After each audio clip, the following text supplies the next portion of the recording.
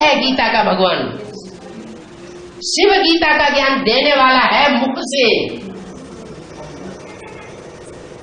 तो वो Gita ज्ञानामृत advance party जब शुरू होती है तब मिलता है, उससे दुनिया की सदगति होती है। नहीं तो दुनिया की सदगति सदगुरु के बगैर हो नहीं सकती। इसलिए मुरली में बोला है, मैं एक ही रूप के द्वारा बाप भी हूं, टीचर भी हूं, सदगुरु भी हूं। बाप के द्वारा जन्म मिलता है, तो यज्ञ के आदि में जन्म देने वाला कौन हुआ है? कौन था बाप? जो मम्मा बाबा को भी डायरेक्शन देते थे, वो बाप समान आत्माएं हुई। गीता माता ज्ञान देने वाली नहीं है, वो भी ज्ञान लेने वाली है। और जो आदि में सो अंत में वही आत्मा तेरे एडवांस नॉलेज देने की निमित्त बनती है। निमित्त माने साकार।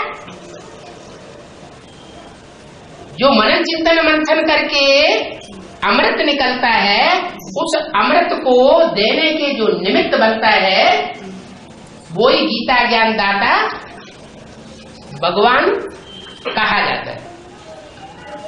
इसलिए बाबा ने मुरली में बोला, गीता का भगवान निराकार शिव है। निराकार का मतलब ये नहीं है कि बिंदी, अरे बिंदी तो सभी आत्मा है, सब बिंदी नहीं बैठी हुई है क्या? कीड़े मकोड़े पशु पक्षी सभी तो बिंदी है, तो सब गीता का भगवान हो जाएंगे क्या? नहीं, बिंदी का मतलब है निराकारी स्टेज। जैसे महात्मा बुद्ध के चेहरे को ध्यान से देखो, वो भी धर्म पिता है, बीज है अपने धर्म का। बीज तो सूक्ष्म होता है, बीज होता है। जैसे गुरु नानक को देखो, जैसे क्राइस्ट को देखो, उनकी दृष्टि से ये देखने में आता है कि वो आत्मा इस सृष्टि पर नहीं है, परम धामवासी है। बीज रूप स्टेज में है, निराकारी स्टेज है। ऐसे ही उन बापों का बाप भी है कोई, वो तो धर्म पिताएं हैं। बाबा तो मुरली में कहते हैं, बच्चे तुम्हारा बाप आया हुआ है। सिर्फ बाप ही नहीं आया हुआ, बापों का भी बाप आया। तो बड़े बड़े बाप हैं, इब्राहिम, बुद्ध, क्राइस्ट, गुरु नानक, ये धर्म पिता है ना, उनका भी बाप आया हुआ।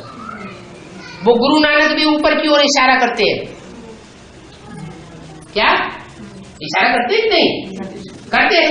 इसका मतलब उनका भी कोई बाप है, उनकी आत्मा का। तो वो बाप जो सबका बाप है, वो तो कितनी न निराकारी स्टेज में होगा। इसलिए चित्रों में शंकर को वो निराकारी स्टेज दिखाई जाती है। आंखें जैसे चढ़ गई ऊपर परमधाम में,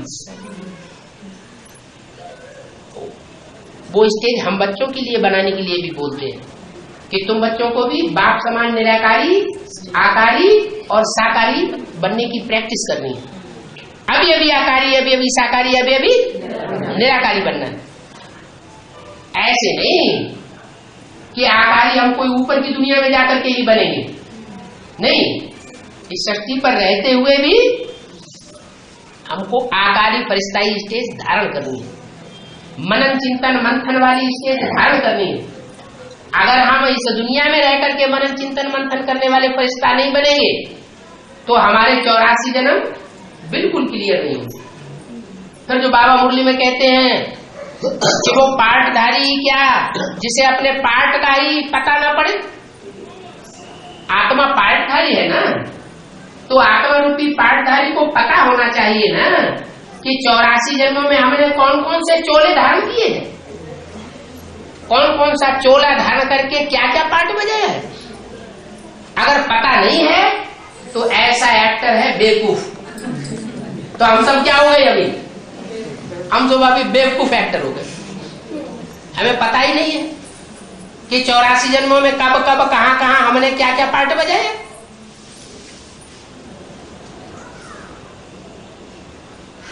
तो हम तो बुद्धिमान बाप के बुद्धिमान बच्चे बनेंगे, हम बेवकूफ एक्टर बनने वाले नहीं हैं। हमें इसी जन्म में इसी शरीर से अपने 84 जन्मों को मनन चिंतन मंथन करके क्लियर कर लेना। पहले अपने बाप का क्लियर करें। क्या जो मनुष्य शक्ति का पिता है उसके जन्म हमारे सामने क्लियर होना चाहिए। हमारे बाप की हिस्ट्री हमें पहले मालूम होनी चाहिए। बाप की हिस्ट्री पता चलेगी तो बच्चों को भी अपनी हिस्ट्री पता चल जाएगी। पहले बाप की पहचान, फिर बच्चों की पहचान।